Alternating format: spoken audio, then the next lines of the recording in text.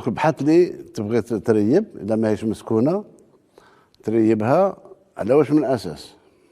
لازم يتحاسب اللي ما راقبش. احنا نعرف باللي رخصه البناء تعطى على مستوى البلديه، والبلديه عندها مسؤول وصايه هي الدائره باش توصل للوالي. ما يمشيش الوالي يامر بالهدم مباشره. في حلول ممكن ياخذوها لدومان، ممكن يعاودوا يقوموا له الارض ويرخصوا له بصفه استثنائيه كما رخصنا لبعض المصانع ويدفع الثمن. يعني سياده الرئيس فيه مسار معين لتوخي الدقه؟ فيه ما فيش الا سلطه روح الدم.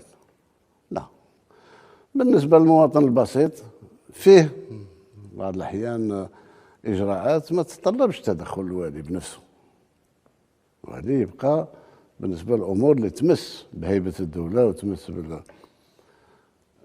الامور هذه لازم فيها تحريات. وعلاش قلت انايا ندير تكون لجنه تحت وصايه وزير السكن ووزير الداخليه.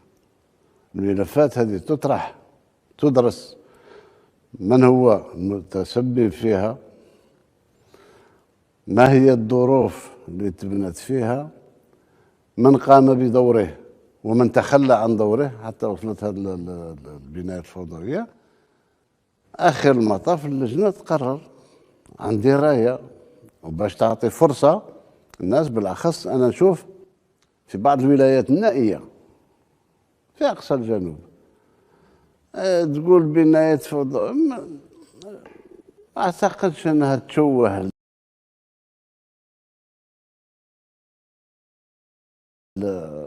المنظر. صح، خرج على القانون، العداله موجوده، وهذا على الاساس اللي طلبت انا من وزير العدل باش عن قريب جدا نقدموا قانون اللي يجرم استيلاء الارض، استيلاء على الارض نتاع الدوله ولا تاع البلديه.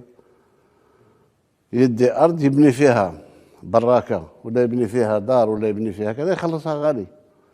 لان كذلك فيه ملاحظه، هو ان منذ استقلال الى يومنا هذا ما فيش بناء فوضوي تبنى في ارض نتاع خواص الا ارض الدوله. اذا الدوله تدافع على ممتلكاتها، ولكن تدافع كذلك على حقوق المواطن.